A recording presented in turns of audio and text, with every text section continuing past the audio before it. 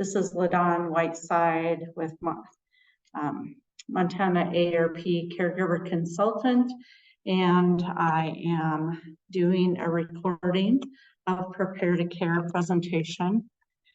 The materials are all available in, this is the booklet that I work out of. There's 5 steps to Prepare to Care. They are all in this notebook. All right, so there's a resource book that is specifically to Montana resources, and that is available in this library and other libraries around the state, as I've been mailing them to people. And you can look at these resources also and order them from the AARP.org/prepare to care. And order your own. They're free if you order and have them delivered to your house. And there are many more than the ones that I'm going to talk about today. I'm sticking with the caregiving presentation today, but there are many, many, many resources available. For example, Home Fit is a way to look at your household and decide if your house is going to be accommodating whoever is living in the house or moving into the house.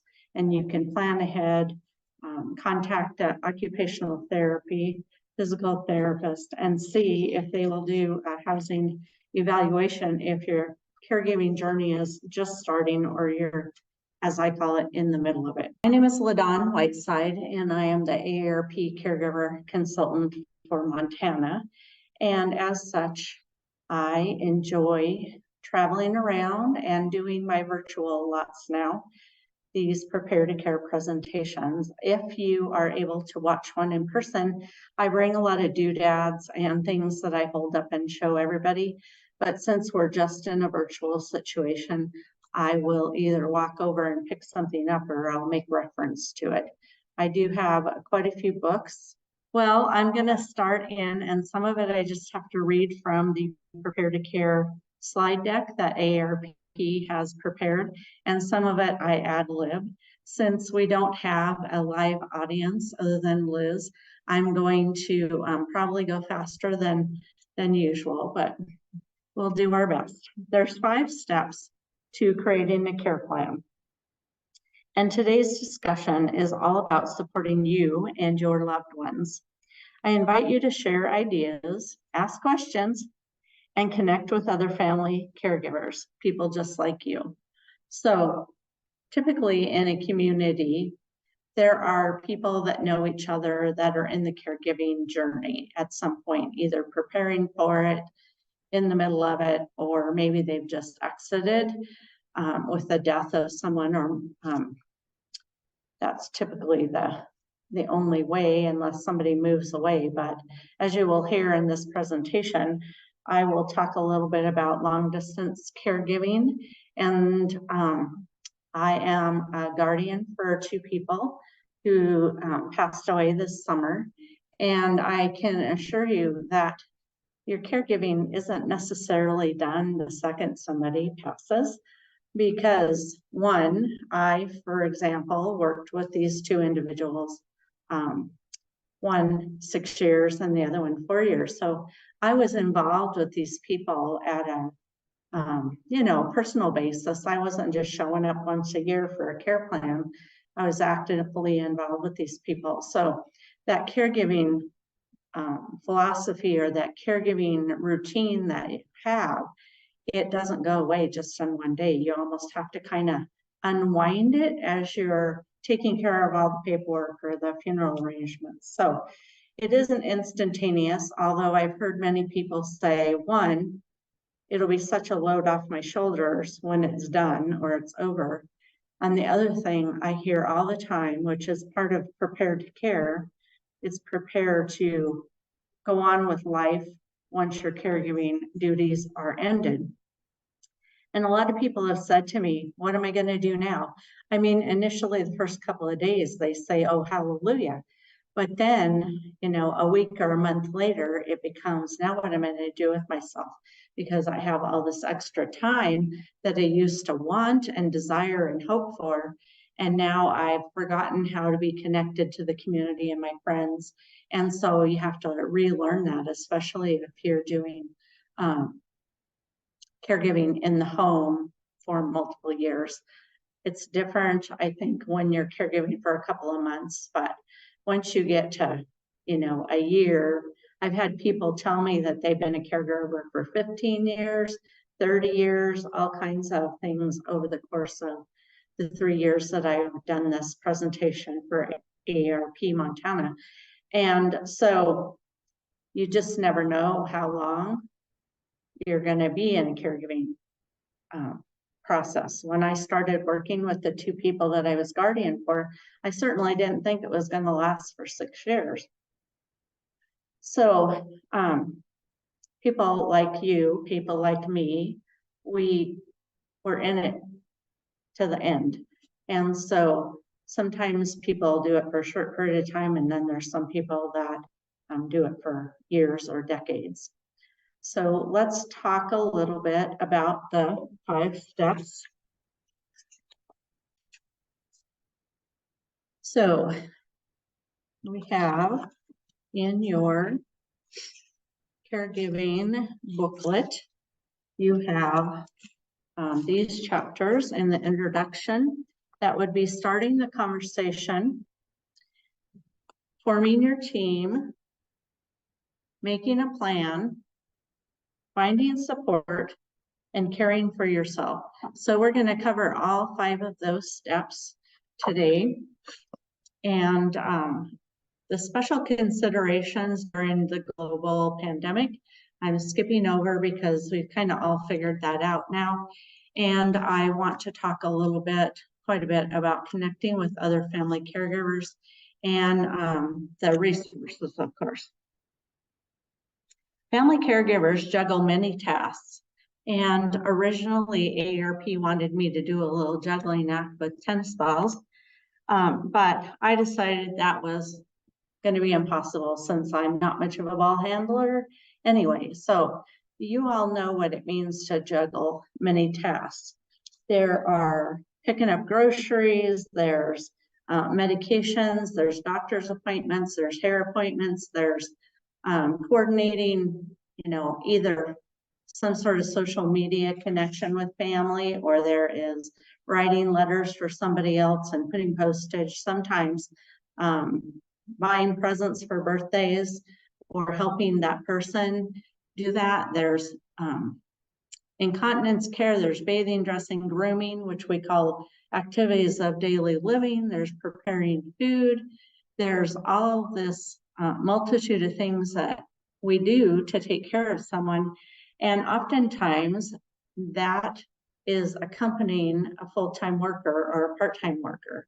So they are working outside the home, except for now we're working virtually inside the home sometimes. So just have to adapt that a little. And so it's the juggle. Maybe you're a sandwich generation where you have young children that are still at home, and you have parents that are still alive and needing support.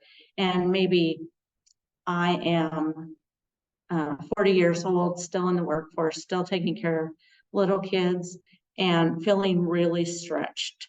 So this is the family caregiver, juggling many tasks, which can be exhausting.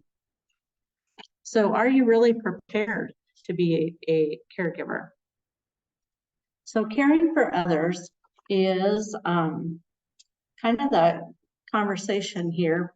I'm going to step back and talk about some facts of caregiving.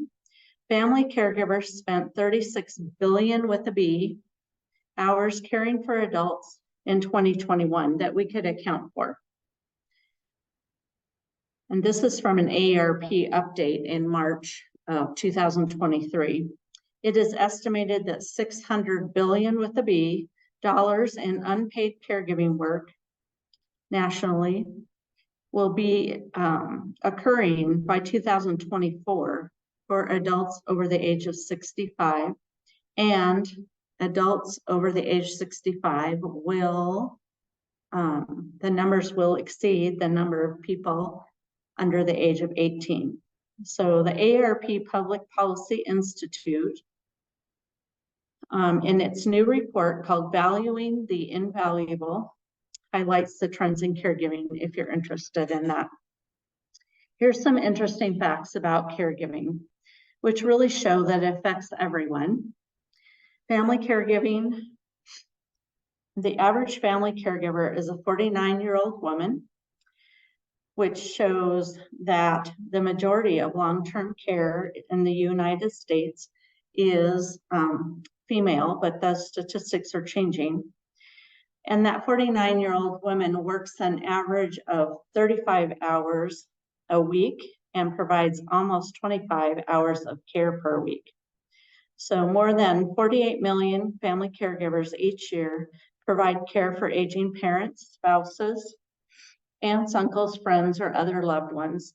In 2020, more than 41 million of them are giving care to someone over the age of 50. Caregiving affects the whole family. Men are now almost as likely to say they are family caregivers as women. So 40% of men and 60% of women. And even 24% of younger Americans ages 18 to 34 say they're family caregivers. And part of the reason so many people are caring for seniors or caring for other people is because, well, there's a lot of reasons, but one of them is that a lot of people are living in their family home after they're an adult because, one, housing is really expensive. Two, jobs are hard to come by that you can actually make enough to pay for your own house or apartment. And that's not unique to the rest of the world. As you know, that's the problem in Montana as well. And there are a lot of additional reasons like health and transportation and things like that make it easier for a younger person to stay at home, which ends up being, you know, more than one generation in the house for a long period of time. So in the case of a younger American also, for example, myself, I was raised by my grandparents. And so when my high school ended and I started into the college thing, then my grandpa passed away. And since I lived with them, my grandma didn't have anybody to help with the house and the yard and things like that. And so I managed to go to college that next year, but I spent all summer preparing to, you know, support my grandma, even though there were other family members in the community. And so, in the local community. So you just don't know what's going to happen when you're 18 years old or 19 years old and someone in your family passes away. So I was 18 at the time, barely, maybe 19. And so I really didn't know then what I know now. And so I just thought, well, grandma's going to have to pay people to come do this. And my brothers and my sister and my dad and my mom, they're all just going to have to step up and help with this because I'm going to college, and that was back before cell phones and social media. So, you know, that was like a 5-minute phone call that cost $5 back then because we didn't have unlimited access to phone. So it was a lot more complicated back then just because of the communication barriers. So part of the reason that I love to do this presentation is because it's touched my life throughout my life. And so not only do I have a lot of caregiving stories of my own, but I've heard a lot from people over the years. So I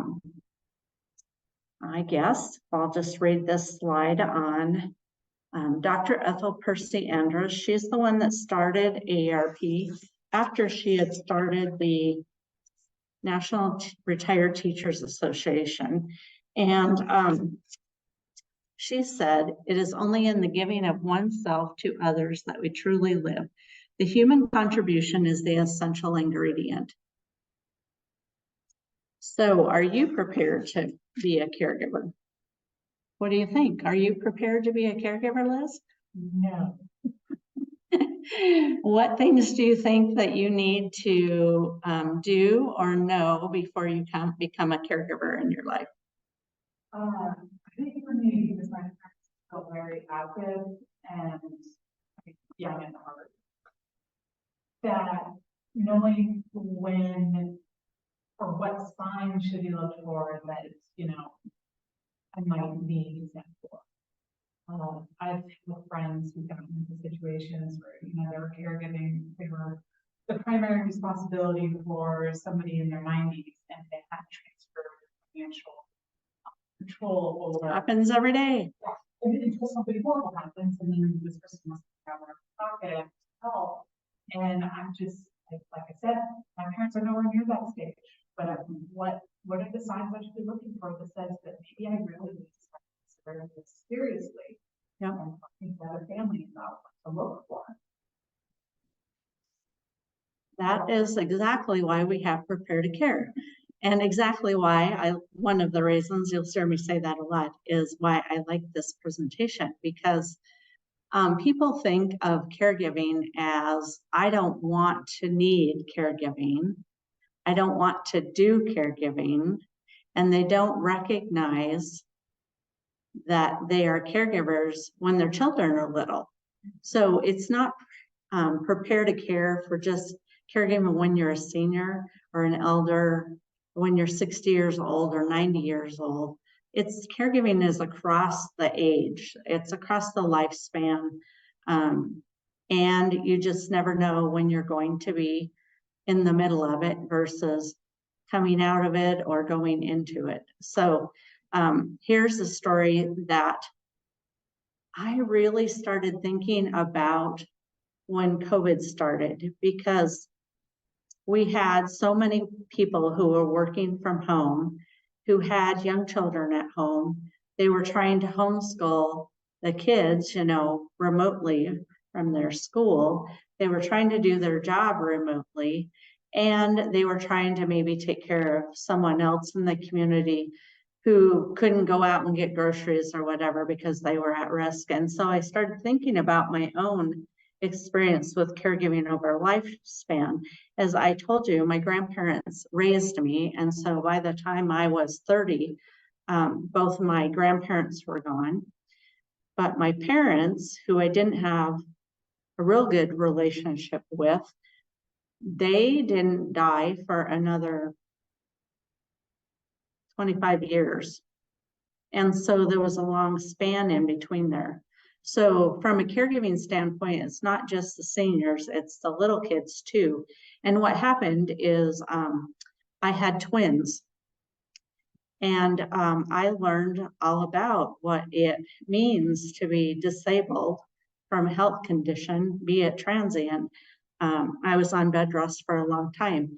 And that is really a struggle. So people that have to stay home or have to stay in bed, maybe medicated to a large degree, not able to do the things that they want to do from a leisure and recreation standpoint, and just plain boredom and isolation. Those were all lessons that I learned when I was on bed rest. So follow that up with when you have twins, you're in it for a long time. And the caregiving is very intense because you have more than one child that you're trying to deal with that's similar needs at the same time. I'm not minimizing at all the people that have, 2, 3, 4 more children at home. It's still the intensity of those needs that creates caregiver stress and exhaustion, which is the same as trying to take care of a senior. It's just, it's a different person. And you have a whole possibly years-long relationship with your parents usually, as opposed to your children, you're building it. So the focus is really different and your expectations are very different. So there's a couple of slides coming up where I talk about the emotional toll of caregiving, and we'll get to those eventually. Does anybody have any questions? No. So here's my tennis balls in the air. The 5 steps to creating a care plan, or a plan of care. You start the conversation, you form your team, you make a plan, you try to find support, and you care for yourself. When you start the conversation, I like a couple of books. One is Can't We Talk About Something More Pleasant by Roz Chast. And that is ROZ space CHATZ. And she is from back east, and she does a graphic novel that is really entertaining and not a difficult read because it's a graphic novel. So that's fun. If you have somebody that you're in your life that just really doesn't want to talk about what's going to happen when they, for example, can't drive the car anymore. So that is a way to open the conversation, start the conversation. My favorite tools are to monopolize my children, or my adult children or my grandchildren in the car on a really long drive. We don't have to make eye contact. We don't have to face each other. We don't have to pretend to listen, but we can't get out of the car unless I'm driving, and I keep driving. So that's my favorite technique. And my children my adult children have learned to not really enjoy that, but it still works for me, and the grandchildren haven't caught on yet, so it's all good. Another way to start the conversation is if you're watching a show on TV, or the AARP bulletin, or some other piece of mail comes to you and it's laying on the table or the counter or whatever, and you can reference that and say, oh, hey, I see the Prepare to Care, or the bulletin, or a book that somebody's reading, or even a letter from another friend that is the similar age and struggling with caregiving or needing caregiving. And it's a way to start the conversation and say, well, I heard about this class called Prepare to Care, for example, and it had some really good ideas on it. And I know this bulletin is laying here. What do you think of that? What do you think you want? Or I want this. What do you think? That's a way to start the financial conversations too.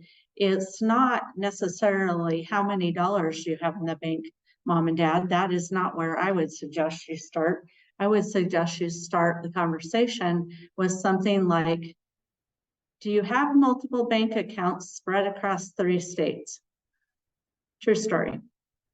Do you have investments? I don't need to know what the investments are, but do you have something other than a checking account? Do you have any property in Timbuktu that I don't know about? Are mom and dad's names on the deeds to the property? Do you have any kind of survivorship information in your will? Do you have a will? Not everybody needs a will, truthfully, but do you have a will? Do you have estate planning done? Do you know what you want at the end of your life as far as advanced directives go? So even if you're sitting in the doctor's office, you can have these conversations with your loved ones or your friends. I talk a lot to my friends, and we talk about, you know, this is what I want. My mom and dad are doing this, but I want this. So I suggest and recommend you not wait till you need it, because then it's a crisis. Usually when you're having that kind of conversation, somebody's in an emergency room and you're having to make decisions fast. So why not have the conversations in little bits throughout adulthood, and then kind of finalize it towards, you know, getting closer to when you're going to need it. So that is my spiel on preparing the estate planning, the decisions in advance. Don't wait till you need it. Don't wait till you're in the emergency room and somebody says they can't go home. Now what are we going to do? Have the conversations at least partly before you get in a situation where you need it desperately. So AARP's wording here in the manual is, often families avoid discussions. I hear that all the time from people. They avoid discussions about the future simply because they don't want to think about changes in the lives of the people they love the most. I hear all the time, I don't want to remodel my bathroom because I don't want, my dad used to say, I don't want all that junk on the walls. I want it pretty. My dad was really into attractive home decor. And so the reality is that he refused to have those adaptive equipments, bars and handrails and high toilets and all those things in his house. So it made him more dependent because he just didn't want to adapt or change. So I myself, not because I'm the Montana Caregiver Consultant for AARP, but because I have watched this for all of my life, last winter, I decided it's time to remodel my bathroom. And all of my remodeling had to do with making it accessible for when I potentially am using a wheelchair or a walker to move them around my house. So I thought about the hallways, and this is part of the home fit plan, is I started the conversation with my kids because one of my daughters and son-in-law works in the construction business, so they're the ones that were going to do it. So I talked about, well, we need a smaller hand basin because I need to have space between the toilet and the counter because I'm going to need more space if somebody has to help me and they need to be standing right next there. So I don't want the counter and the toilet right next to each other. I did a walk-in shower instead of keeping the bathtub with shower. I did a pocket door that gets to my bedroom because I couldn't make the corner from the hallway to my bathroom with a walker or a wheelchair. So this way I can go into the bathroom, into my bedroom, and throughout the house without having to stress. So that's starting the conversation. And my kids, as you know, I've said it before, I'll say it again, they don't enjoy any of this, but they have to listen to me because it affects them.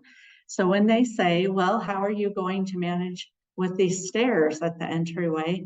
And I say at the point where I can't do that because I can't afford an elevator and I can't remodel the house to accommodate a central elevator, then they will have to be bringing me stuff from the outside. I can order stuff online, hopefully, but they will still have to be helping me get things into the house because I have way too many stairs and I don't foresee myself moving. So you look for an opening, you respect your loved one's wishes, and you size up the situation. Part of sizing up the situation is what I'm talking about financially and in your home. What do you have that can be changed, modified? Is it impossible to modify the house? Do you really have to move, or do you not want to remodel the house? And you're choosing to move into assisted living or independent living, apartment living of some sort like that. So it's really what the senior or the person that's making decisions wants, and then figuring out how to do it, not necessarily the way they've always done it, but in an adaptive way. So this slide is about reviewing the finances. And as I mentioned before, I don't talk to people about the nuts and bolts of whoever's accounts because one, that scares especially seniors who are the biggest target of scams and misappropriation of money, frequently from people that they know who are supposed to love and care for them. So it's not about asking how many dollars they had, like I said before. It's about asking if there is such a thing. Is there such a thing as a life insurance policy? Is there such a thing as a long-term care policy? Is there something that you have planned ahead for that I don't know about? So this is usually where I say I have, and not an if I die file at home, I have a when I die file at home, because it's not if, it's when. And my kids, again, they just hate it because I will say something like, well, I just added this, that to my when I die file, just so you know. And they'll say, oh, Mom, why do you tell us these things? Why do you do that? Or I'll tell them, because I usually do when I leave town for, especially overnight, I put my when I die file somewhere that it's obvious in case my kids need it if something happens to me along the way. They do not appreciate it now because they're in their 30s. They will appreciate it when they need it. But that is how I keep the conversation going, and I keep them up to date about changes in my status. For example, my dad and mom, they had life insurance policies, but they had worked for the school district for, I don't know, 50 years, maybe 40, really long time. All of their lifetime, they'd essentially worked at the same school district as teachers. And when I started in with that paperwork, I was like, holy cow, their life insurance policies, yes, that's correct, had changed ownership. They'd been bought out multiple times over the years. And I ended up contacting every single one of them because I didn't know what started here and what ended there. That was a whole lot of work that I didn't really want to do. And really, there was no outcome. There was no positive outcome because as I was going through them, I was realizing pieces of information. So in my when I die file, it doesn't have every account that I ever had. It doesn't have every house mortgage that I ever had. It doesn't have any of that. It has the most current, and I update that. So it's good to do it once. It's better to keep updating it. So there are AARP products. One of them is the AARP Caregiving Financial Workbook. And again, this is available on the AARP website. And there are also Prepare to Care and the financial for veterans, specifically veterans, LGBTQ plus, Asian, Spanish. Those are the languages that I can remember. So they're very, there's a lot of information that whatever you need is probably available on an AARP website because they are so thorough. And the beginning of these books is like some narrative information, and then they have fill in the blanks.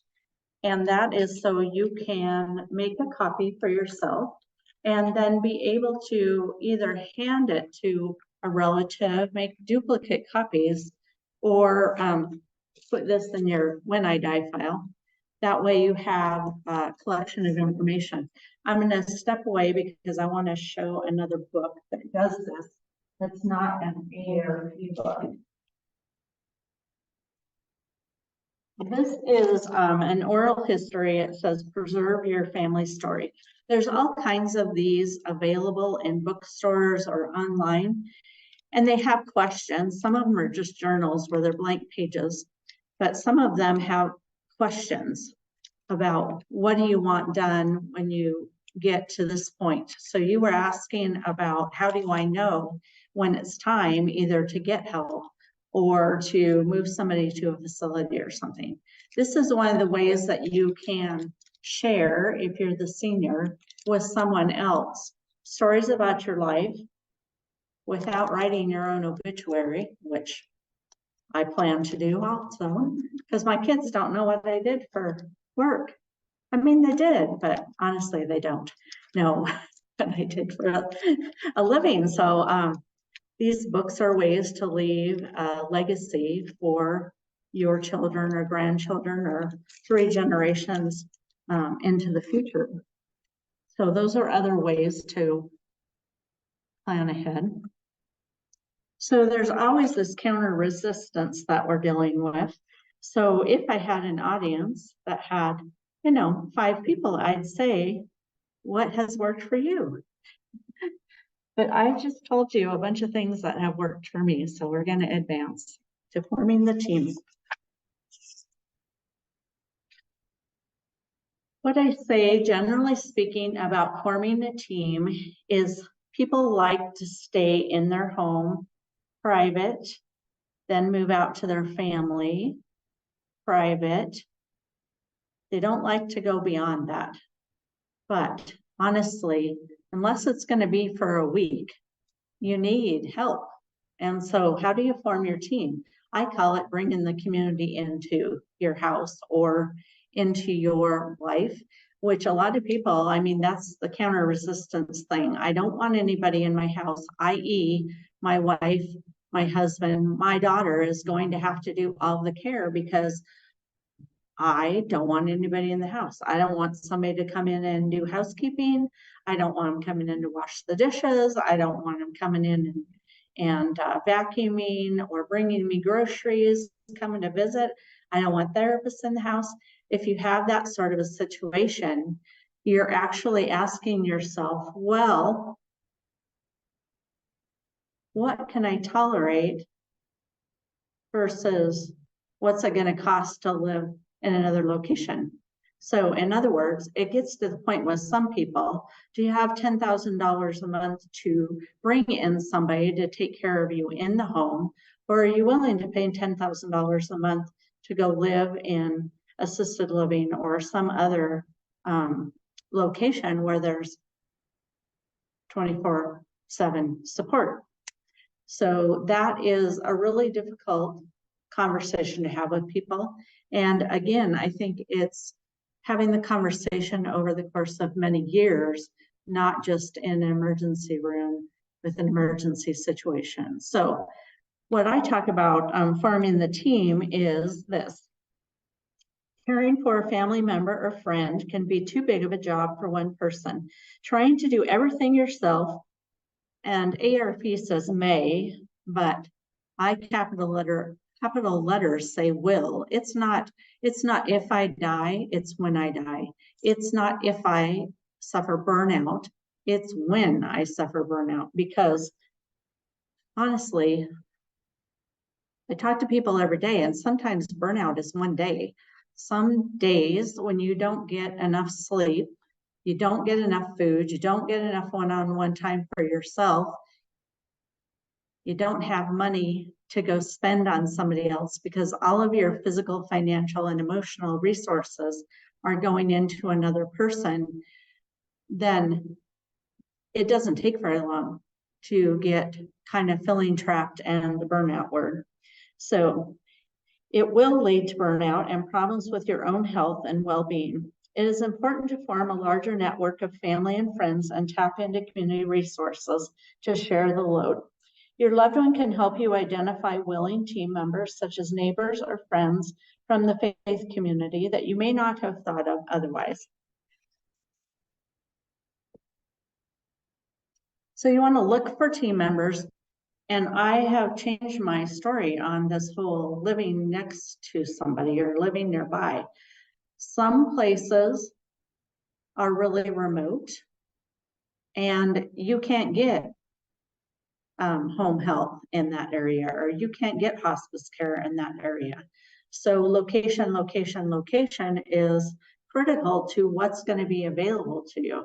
And I know Helena better than I know Bozeman, so I'll tell you that corridor between Helena and Great Falls, pretty much there's no home health services available for that mileage.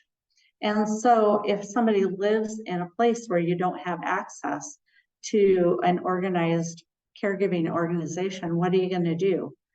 I mean, really your choices are live with it until you can't anymore, move in one capacity or another, or ask your neighbors to help you.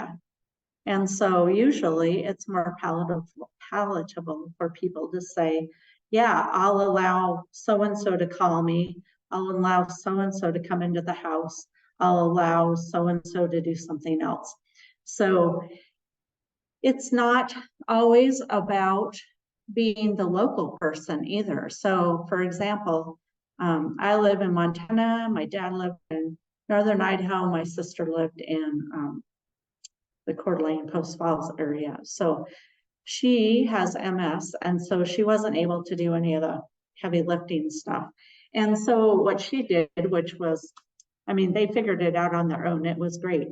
But my sister and my dad had telephone conversation over coffee every day for, I don't know, years. It was Dad's way of waking up with a positive thing to look forward. It was the same thing with my sister. It was a way to look forward to something, start the day off positive, reduce the isolation because you're actually talking to somebody, even if it's over the telephone. So in the big scheme of life, I think probably my sister's coffee with my dad every day for a decade is probably the most important thing that we did for him.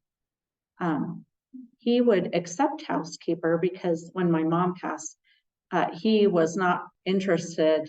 I mean, he did learn how to do the laundry and the vacuuming, but he wasn't interested in doing it. So my mom and dad had hired a housekeeper way before she passed. But my dad's idea was to, in the summer, to put the housekeeper in the garden, weeding the flowers because they were more important to him than washing dishes or doing the laundry or changing the bedding or whatever. And so my brother ended up being the house cleaning person in the summer, and the lawn mowing person, and the housekeeper ended up not being a housekeeper, but a lawn and care person. So the simple tasks, they're not necessarily incontinence care. They're not necessarily having to cook 3 meals a day for somebody.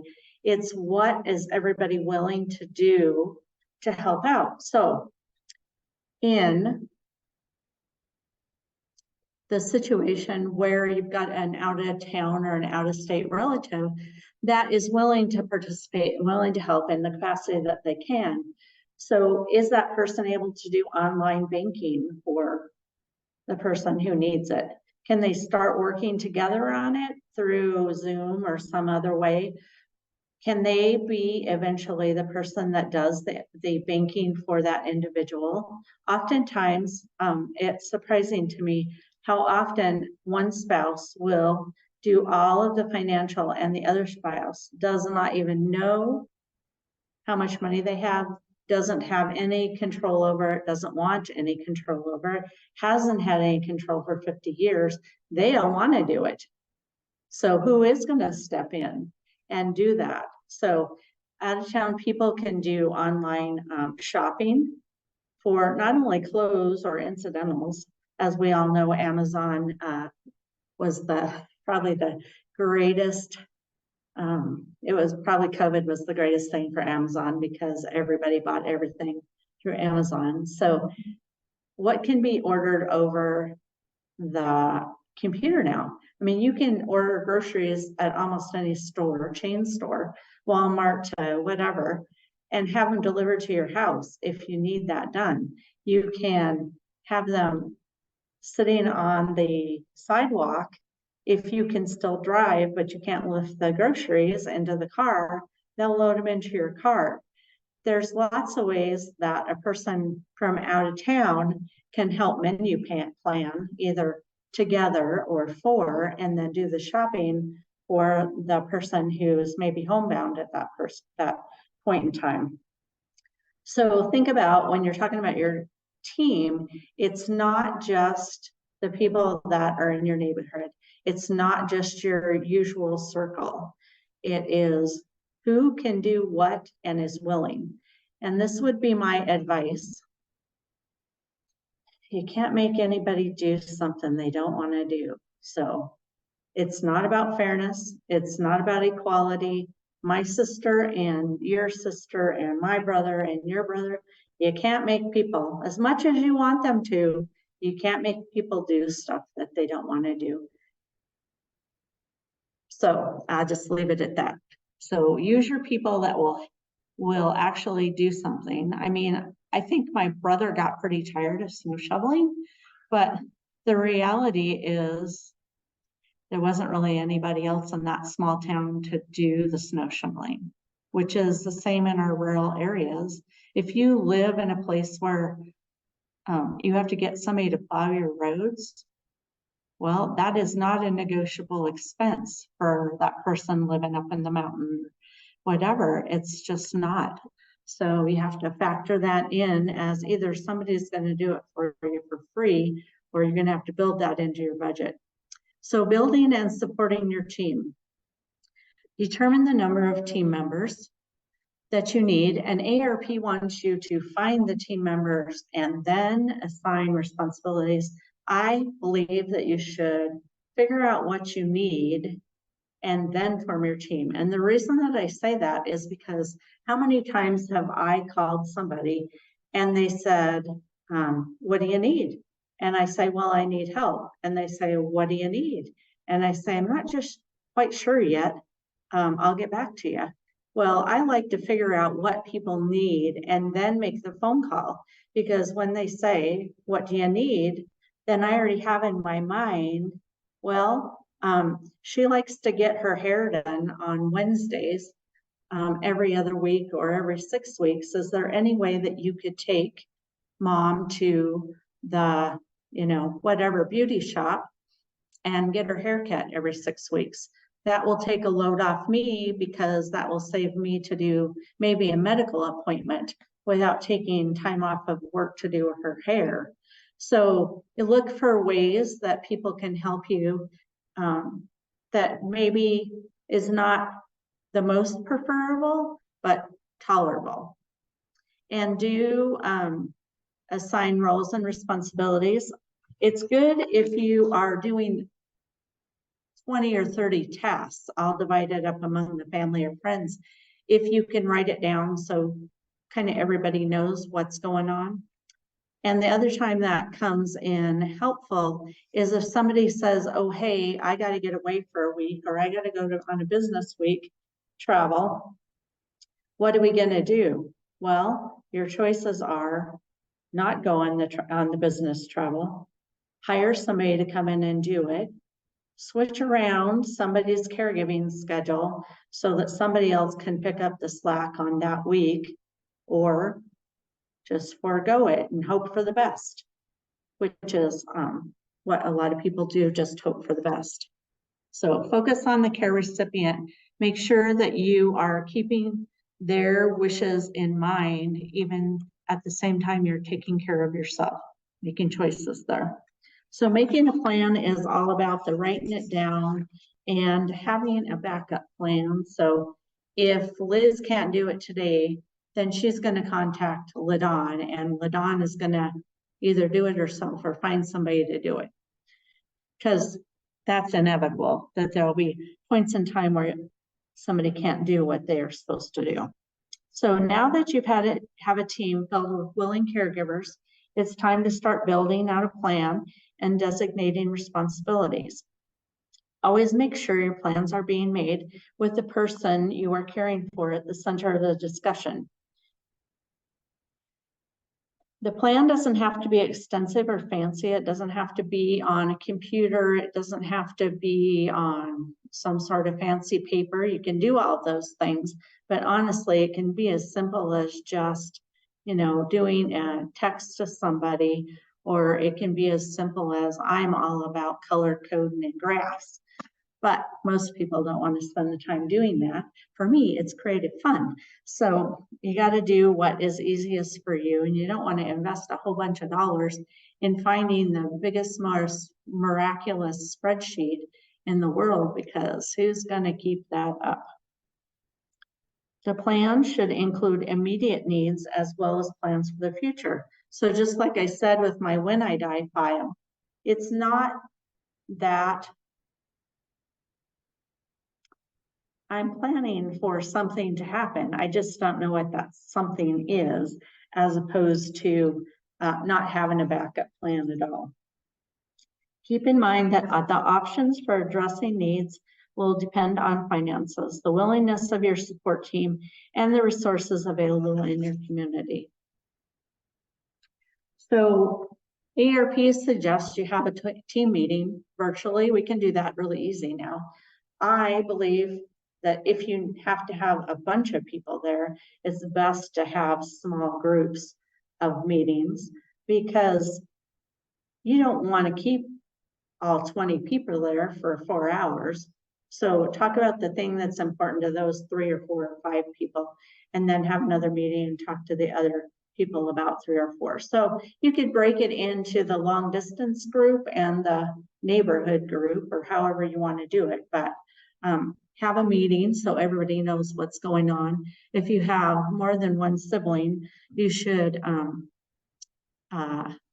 help each other with a portal or something or other to keep everybody on the same page, as opposed to this person is talking to this person, but they're not talking to this person. So this person gets their unhappy because they don't feel like they're included or important, and it gets really confusing the more siblings that you have in the family, or the more aunts, uncles, and cousins that are helping.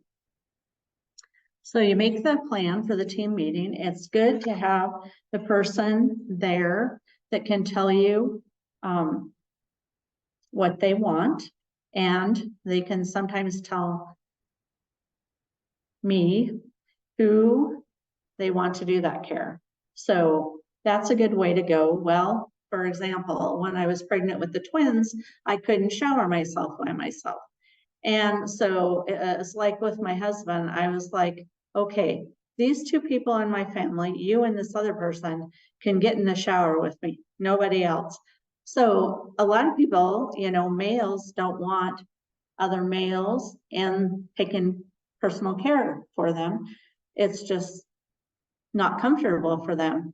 Just like it's not always okay if mom needs personal care to have a son or a daughter do that. Sometimes you need to bring in somebody that's not a family member, or it just is too uncomfortable for everybody. So figure out what your limits are and then work around those. The team member who will receive the care, we call them sometimes care recipient, should play a significant role in talking about and assigning roles and tasks to the extent possible. For example, even if one child is an accountant, an older parent may feel more comfortable having another child look after the financial affairs. Oftentimes what I see is these culturally specific things, like my son will do this role, my daughter will do this role. Well, it's okay to mix those up. It doesn't have to be the oldest child is in charge of everybody else. It can be who has the most skill, but there's always those family dynamics that you have to work around. So just be prepared for that and get a plan. So finding support for the caregiver. This is the one that I think is the crux of every decision, honestly. And the AARP slide is this. If you've come to realize that the scope of care needed for your loved one is beyond what you or your team can provide, it's okay to reach out for extra support. There are a number of ways you can obtain the help that you need. So everything from paid help to a facility, to neighbors, to volunteers, to senior companions, to AARP has a phone call helpline where you can set up an appointment for AARPs, their volunteers, to call me at 1 o'clock in the afternoon every Monday, or once a month, or whatever interval you decide on. And then that reduces some of the pressure that maybe the daughter at work is not having to take a phone call at least one day out of the week. So there's lots of ways to get the help that you need. So this is my own made up words from all the experiences that I've had.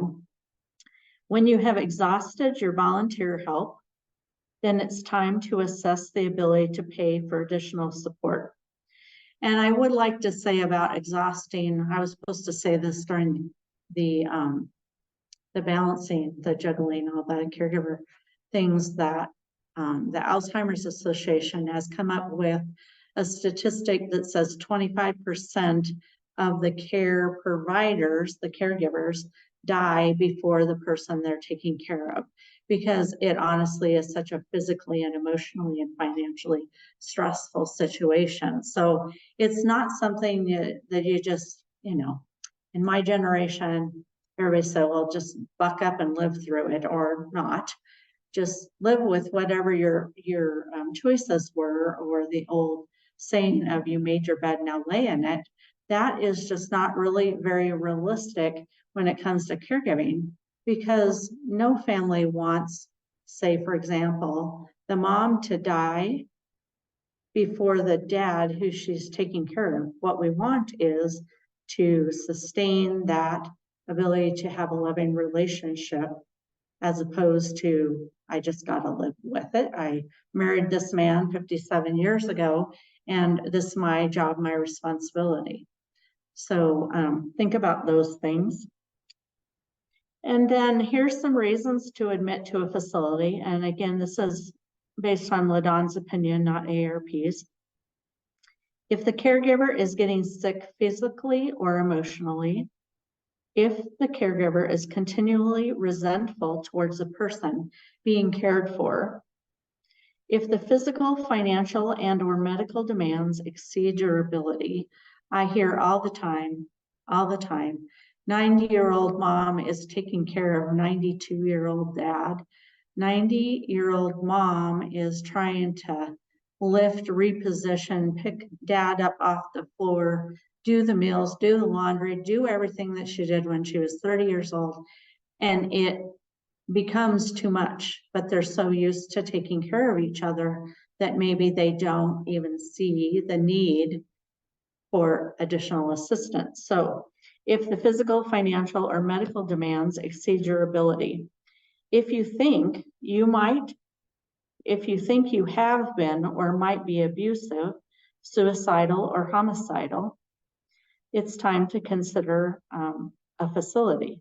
If you are avoiding the person that you're caring for, that's a reason to consider paid help in the home or a facility, because when any of those things are happening, then the person that you love or you're taking care of is not getting the best care that they need. They are getting what is possible, but they are not necessarily getting the best care possible. So facility, family caregiving, it's not always better at home. It's not always better at a facility. It's what works for your family.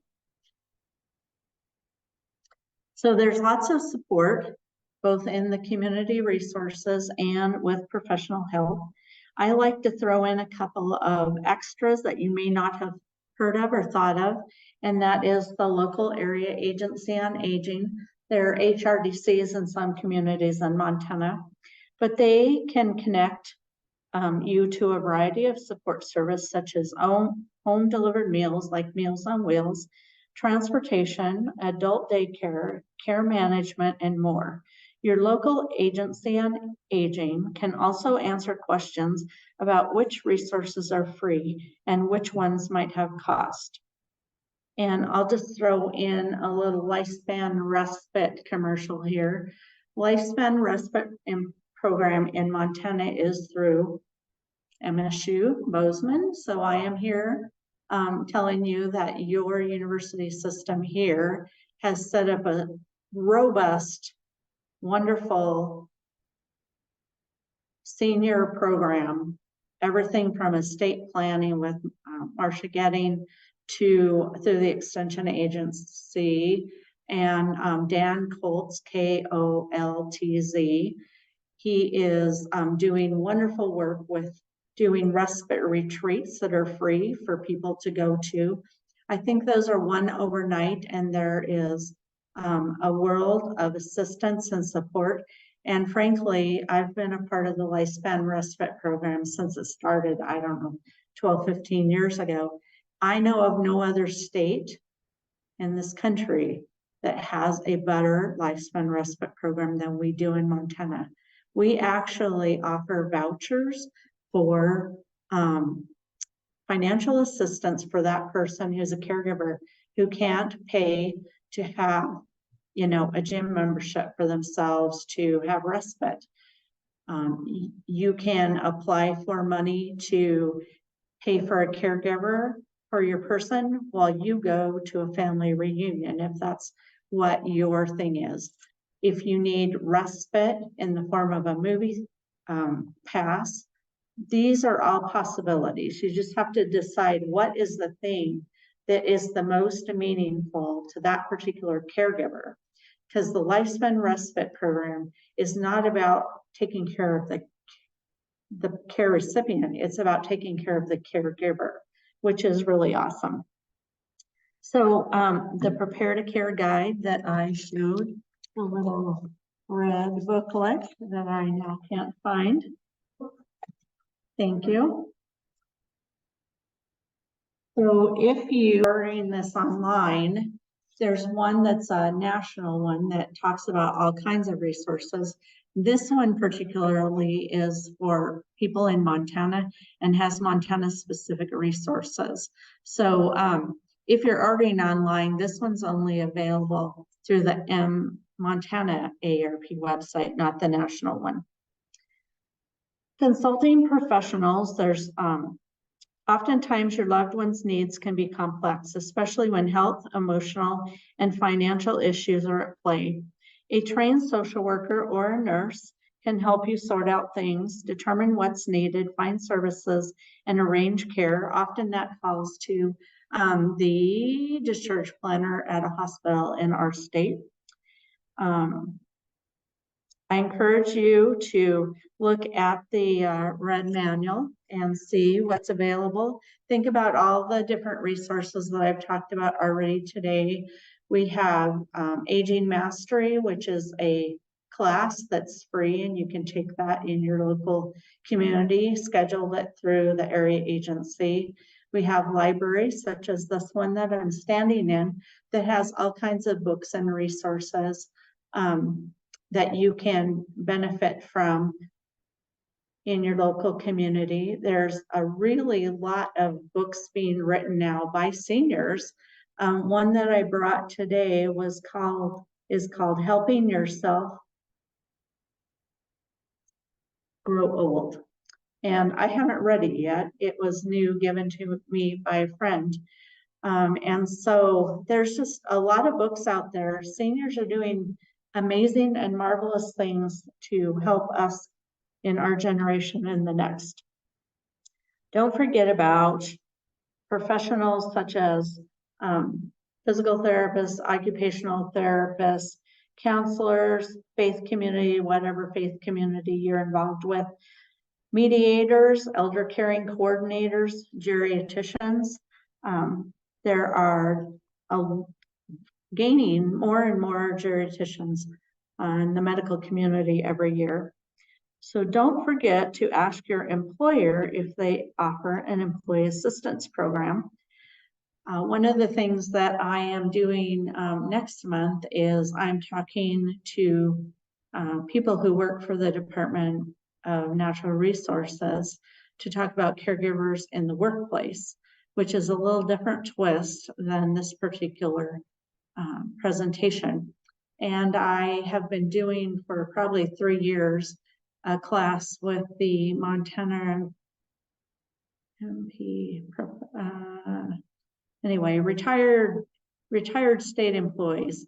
It's called Emperor. I can't think of what the letters stand for at the moment, but for several years I've been doing this same presentation for them.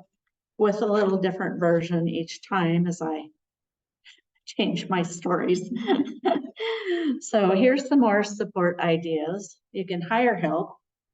Safety is really important, but it's not the only thing. You don't want to, make a person stay in bed or tie them in a chair or something like that to make sure they're safe.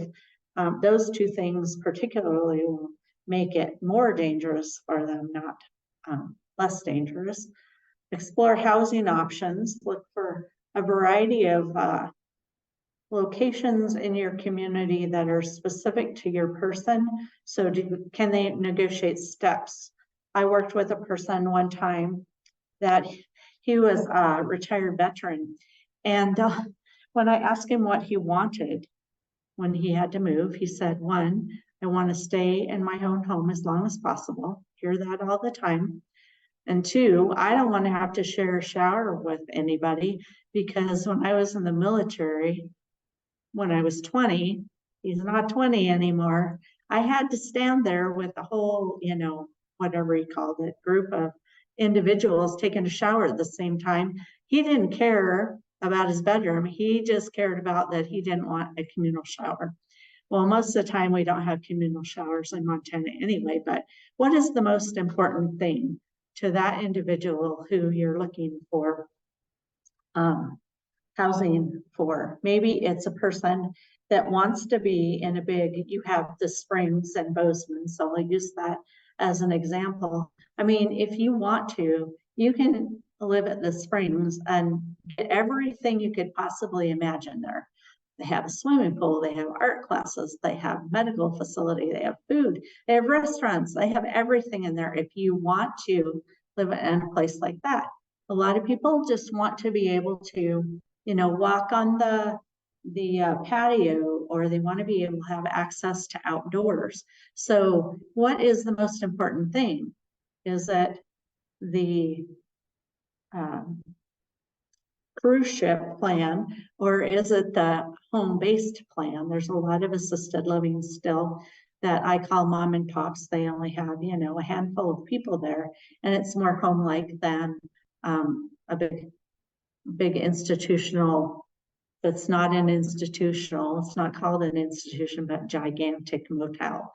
So look for support groups. There's like a support group for probably every disability or diagnosis you can come up with, but the Alzheimer's Association is getting more active and more active in the state. So now there are support groups across Montana.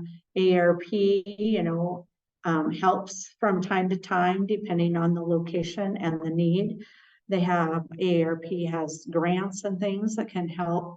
For example, in Helena, AARP pays for lunch once a month for the people who come to the hospice support group. So it's really, the sky's the limit. But it's what's available in your community. And if you like to do a support group virtually or a blog, AARP has a caregiving blog that I watch all the time. I don't watch it, I participate in.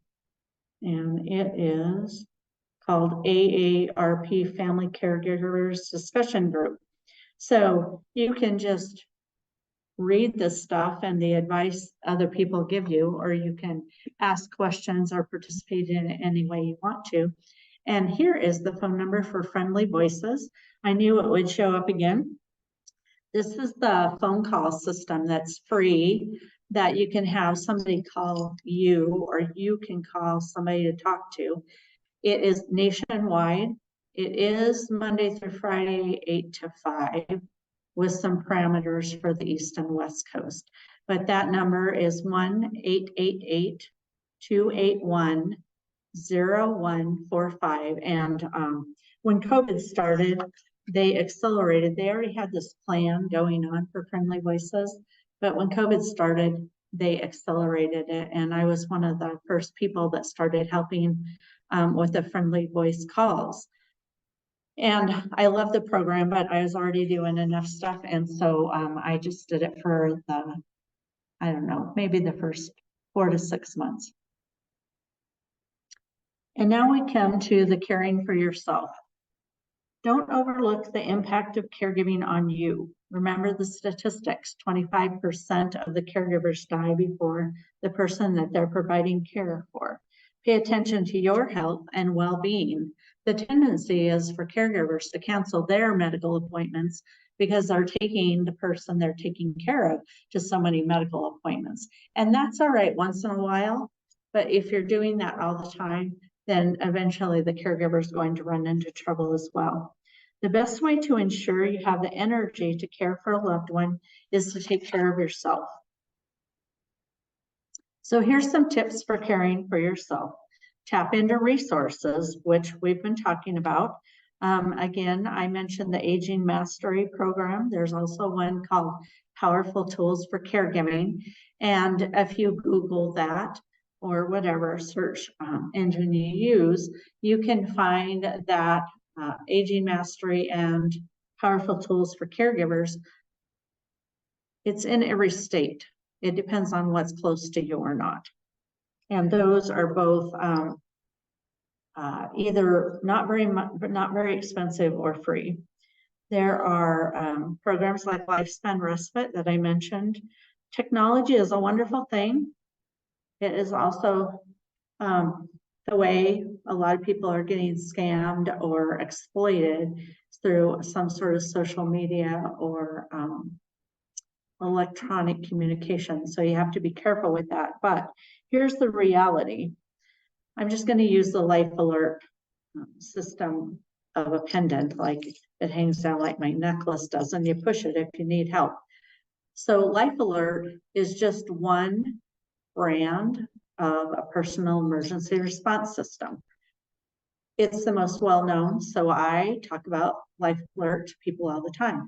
Well, here's the reality. The last time I looked it up, which was probably a year ago, there were actually 23 companies in Montana that were approved by Medicaid for that particular personal emergency response device.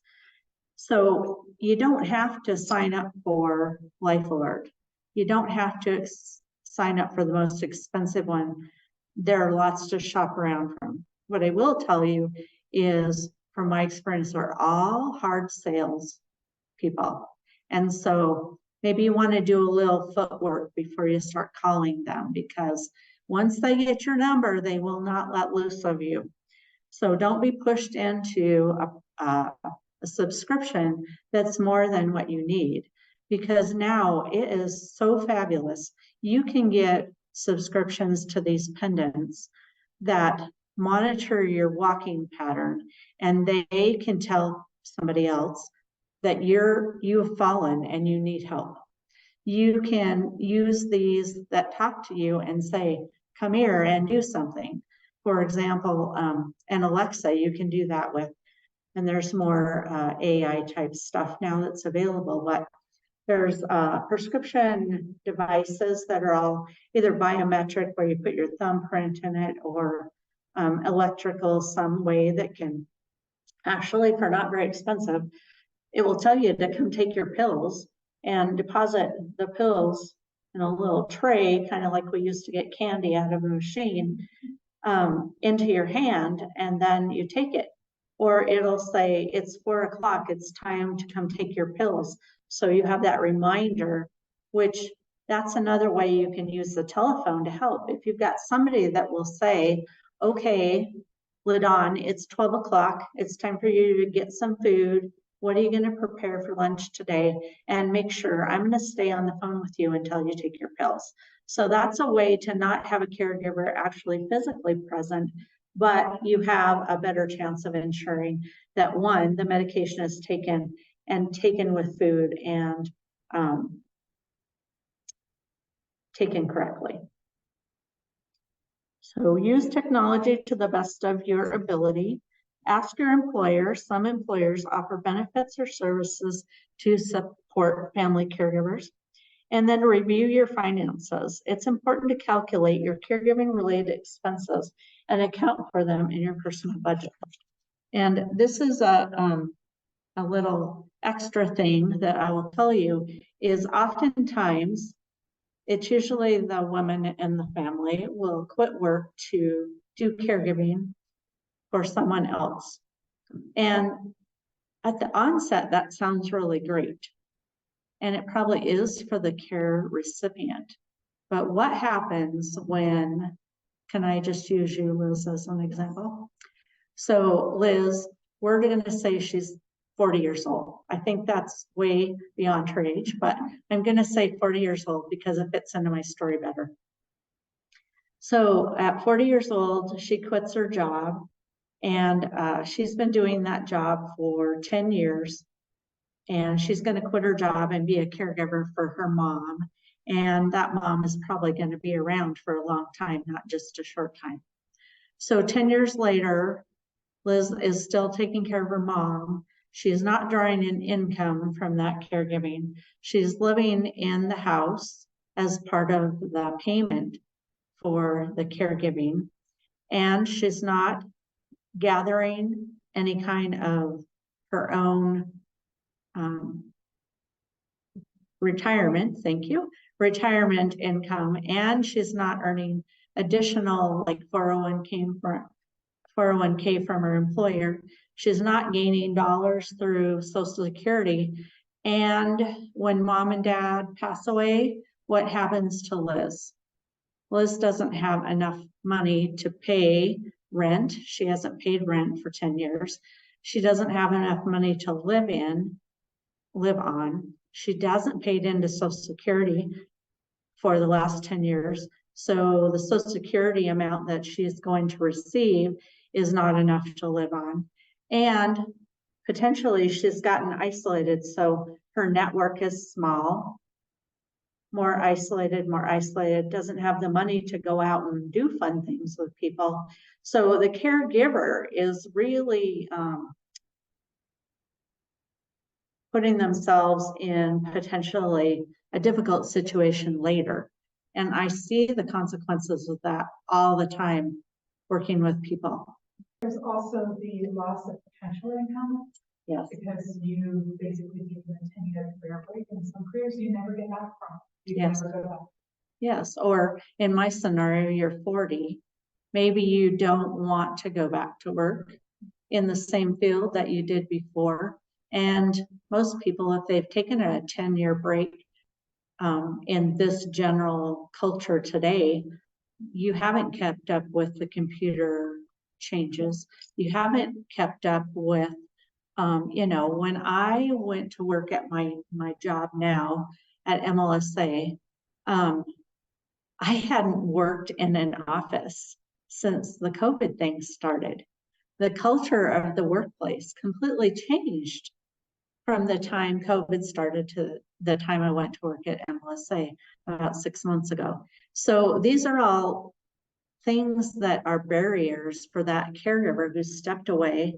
And just a self-confidence thing. If you're out of the workforce for 10 years, it doesn't matter if it's my daughter, it's 32 years old, trying to go back into the workforce after having children, or you're 40 years old and you're trying to go back into the workplace, or you're 60 years old and you need income. I hear this all the time.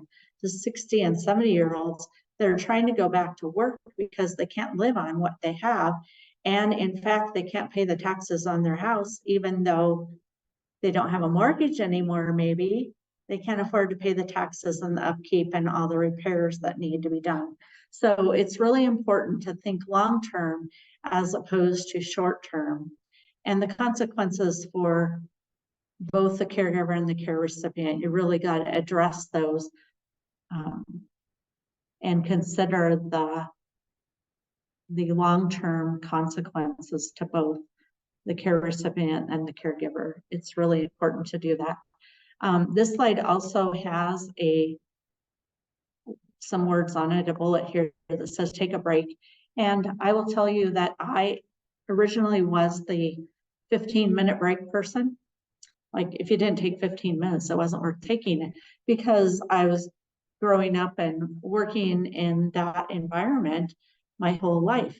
Well, the last year or so, I've been hearing people talking about micro breaks.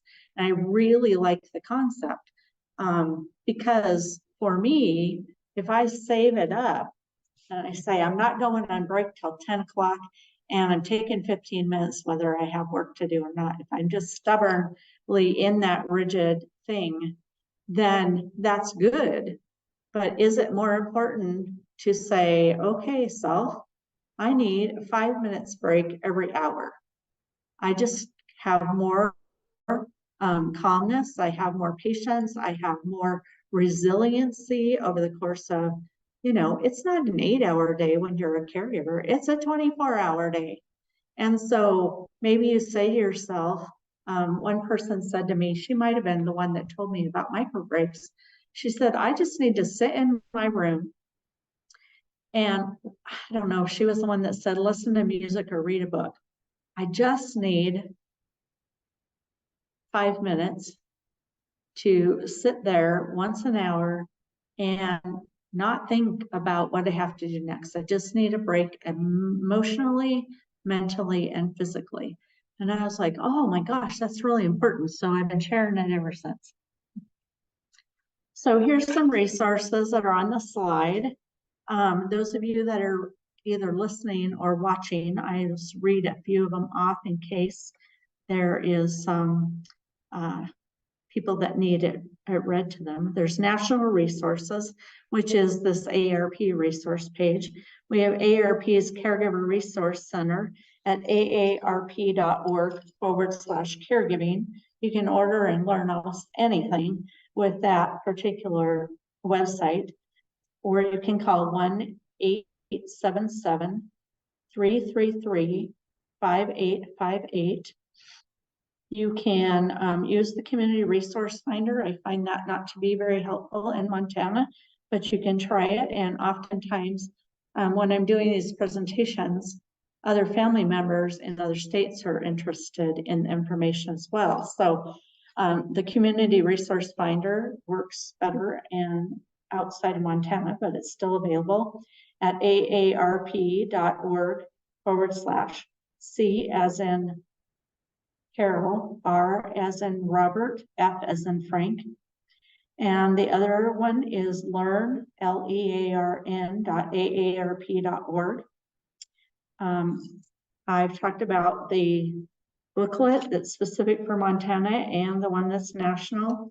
I've talked about financial resources. I've talked about preparing to care as far as a resource, powerful tools. I've talked about the Aging Mastery Program, about journaling, about starting the conversation. There is in Montana,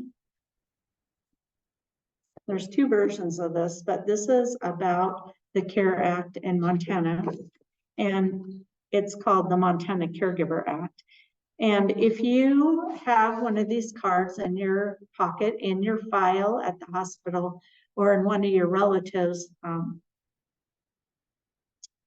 is your responsible party if you end up in the hospital or something and not able to make decisions, this is the way you can have access and information in a hospital setting. It also works, there's a thing called POST, P-L-O-S-T, capital letters, and that is also something that the hospital and EMS workers, emergency medical service workers, will recognize as a legitimate person to provide support for a person that's incapacitated. So we will skip the what's worked for you. And in conclusion, the 5 steps to creating a caregiver plan are starting the conversation, forming your team, making a plan, finding support, and caring for yourself. To continue learning this topic, make sure you check out AARP's Caregiving Resources and the Prepare to Care Guide. We thank you. I thank you for being here and listening to the presentation. This is the local Montana, local offerings, and there are so many. I counted up one day, it was over 30 things that was available for free, for fun on that particular weekend that I was looking at. And some of them are virtual, some of them are in person in larger communities. So if you are interested in participating, AARP.org/MT events will get you to the place. And so if people like to do that to stay engaged, there's exercise classes, yoga, movies for grown-ups. There's a million of them. And this is my boss here, Nancy Anderson. She is the Montana AARP Outreach Director. And her phone number is 406-457-4703. And she is the person that knows everything about AARP in Montana. And so if you have a question or a need, just give her a call, and she will definitely be able to give you a resource or a name or something. So thank you for having me today. And for those of you that end up watching the recording, I hope you enjoy it. I hope it's useful to you, and invite me to wherever you would like to, as long as it's in the state of Montana and not driving in the snow. Thanks. Have a great day. Bye-bye.